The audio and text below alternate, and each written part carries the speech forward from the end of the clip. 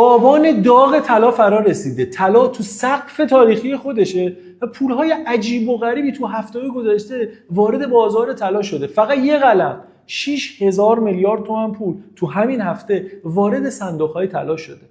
تو انتهای این پست یه توصیه به شدت مهم برای خریداران و فروشندگان طلا میخوام داشته باشم.